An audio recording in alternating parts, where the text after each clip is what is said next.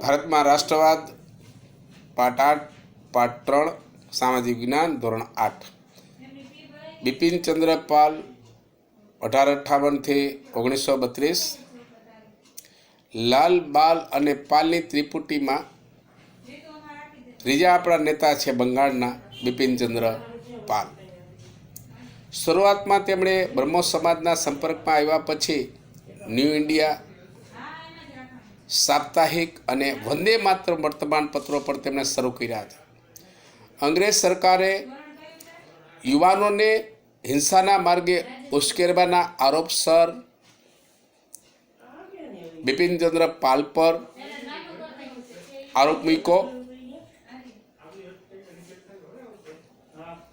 અને આંદોલન દ્વારા સ્વરાજ્ય પ્રાપ્ત કરવાના તેઓ હિમાયતી હતા।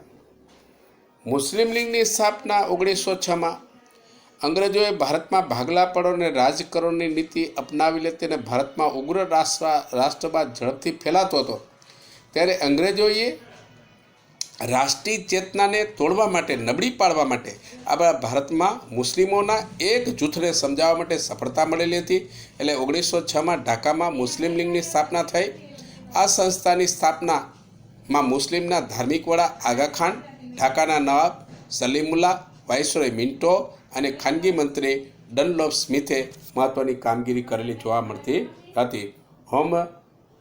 હોમ રૂલ આંદોલન 1916 એપ્રિલ 1916માં બાળ ગંગાધર ટિળકે પૂનામાં ઇન્ડિયન હોમ રૂલ લીગની સ્થાપના કરી અને ટિળકે જાહેર કર્યું હતું કે સ્વરાજ્ય મારો જન્મસિદ્ધ હક છે અને તે હું મેળવીને જ જંપીશ।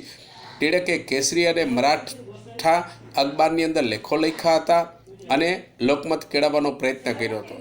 આ સમય દરમિયાન ટિળકને લોકમાન્ય તરીકે પણ બિરદાવવામાં આવતા હતા। એની બેસન્ટે મદ્રાસમાં સપ્ટેમ્બર 1916માં હોમ રૂલ લીગની સ્થાપના કરી હતી। આ બંને સંસ્થાનો મુખ્ય ઉદ્દેશ્ય બંધારણ માર્ગે આંદોલન ચલાવી અને સ્વરાજ્ય પ્રાપ્ત કરવાનો હતો। એની બેસન્ટે તેના સાપ્તાહિક ધી કોમનવેલ્થ અને દૈનિક ન્યૂ ઇન્ડિયામાં ઘણા બધા લેખો લખ્યા હતા।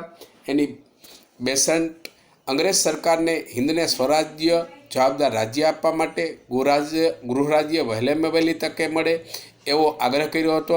કોંગ્રેસ અને મુસ્લિમ લીગે હોમ રૂલ આંદોલનને ટેકો પણ આપ્યો હતો। અંગ્રેજ સરકારે એની બેસન્ટની ચળવળથી ચોંકી ગયા અને મદ્રાસ સરકારે એની બેસન્ટની ધરપકડ કરી તો ઉટ્ટાબંડરની અંદર નજરકેદ રાખવામાં આવ્યા હતા। એની બેસન્ટને મુક્ત કરવા માટે સમગ્ર ભારતની અંદર ઠેર ઠેર વિરોધ કરવામાં આવ્યો। અંગ્રેજ સરકાર ગભરાઈ ગઈ અને તરત જ તેમને છોડી મૂકવામાં આવેલા હતા।